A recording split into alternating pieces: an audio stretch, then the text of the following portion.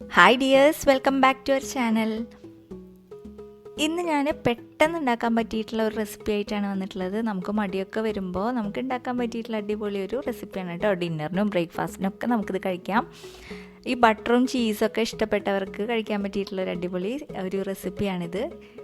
Pasta in white sauce. നല്ലൊരു healthy ഫുഡാണ്, അതുപോലെ തന്നെ നല്ല ടേസ്റ്റി ആയിട്ടുള്ളൊരു ഫുഡാണ്. ഒരു വെറൈറ്റി റെസിപ്പിയാണ് കേട്ടോ, വെറൈറ്റി ടേസ്റ്റാണ്. അപ്പോൾ നമുക്കിത് എങ്ങനെയാണ് ഉണ്ടാക്കുക നോക്കാം. ആദ്യം തന്നെ ഞാൻ ഒരു 1.5 കപ്പ് പാസ്തയാണ് എടുത്തിട്ടുള്ളത്. അതൊന്ന് കുറച്ചധികം വെള്ളത്തിലൊന്ന് വേവിക്കാൻ വെച്ചിട്ടുണ്ട്. ഈ വെള്ളത്തിൽ കുറച്ച് ഉപ്പും അതുപോലെ തന്നെ സൺഫ്ലവർ ഓയിലും ഒന്ന് ആഡ് ചെയ്ത് കൊടുത്തിട്ടുണ്ട് കേട്ടോ. അപ്പോൾ പിന്നെ ഇത് പെട്ടെന്ന് കട്ടയാവൊന്നുമില്ല, നല്ല വിട്ടിട്ട് തന്നെ നിൽക്കും.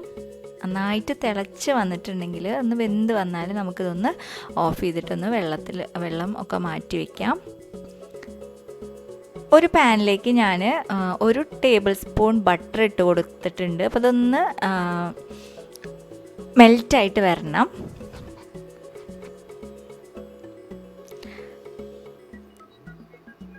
ലോ ഫ്ലെയിമിലിട്ടിട്ടൊന്ന് മെൽറ്റ് ചെയ്തെടുത്താൽ മതി. അപ്പോൾ ബട്ടറൊക്കെ നന്നായിട്ട് മെൽറ്റ് ചെയ്ത് വെച്ചാൽ നമുക്ക് അരിഞ്ഞു വെച്ചിട്ടുള്ള പച്ചക്കറികൾ ചേർത്ത് കൊടുക്കാം. ഞാനിവിടെ ക്യാരറ്റും സബോളയും മാത്രമാണ് ആഡ് ചെയ്ത് കൊടുത്തിട്ടുള്ളൂ. നിങ്ങൾക്ക് ക്യാപ്സിക്കം, ബീൻസൊക്കെ ചേർത്ത് കൊടുക്കാം കേട്ടോ. നല്ല ടേസ്റ്റ് ആയിരിക്കും അതൊക്കെ.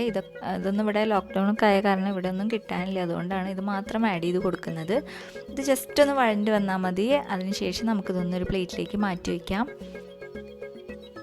അതിനുശേഷം നമുക്ക് ഈ പാനിനെ വെച്ചിട്ടുള്ള ബാക്കിയുള്ള കാര്യങ്ങൾ ചെയ്തെടുക്കാം. 1 ടേബിൾ സ്പൂൺ ബട്ടറും കൂടിയും ഇതിലേക്ക് ചേർത്ത് കൊടുക്കുക.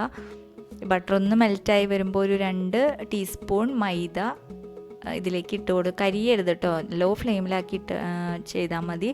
ഇതെല്ലാം കൂടി നന്നായിട്ട് ഇളക്കി കൊടുക്കുക. ഇതിലേക്കൊരു 1/4 കപ്പ് പാൽ ആഡ് ചെയ്ത് കൊടുക്കുക. പാലൊന്ന് കുറുകി വരുമ്പോൾ നമുക്കിതിലേക്ക് ചീസ് ചേർത്ത് കൊടുക്കാം.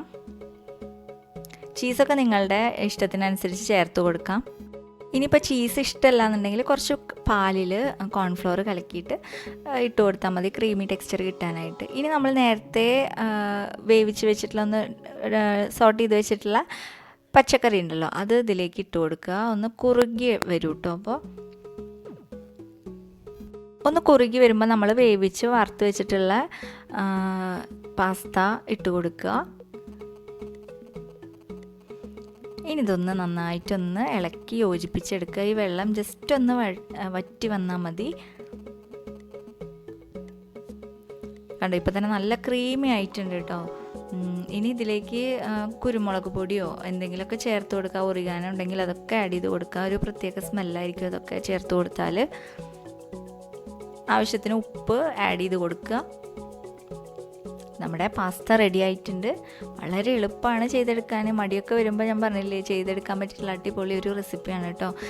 കുട്ടികൾക്കൊക്കെ വളരെ ഇഷ്ടമാവും. എരിവൊന്നും അധികം ഉണ്ടാവില്ലല്ലോ, നമുക്കൊരു വെറൈറ്റി ടേസ്റ്റ് ആയിരിക്കും. അപ്പോൾ നിങ്ങൾ ട്രൈ ചെയ്ത് നോക്കുക.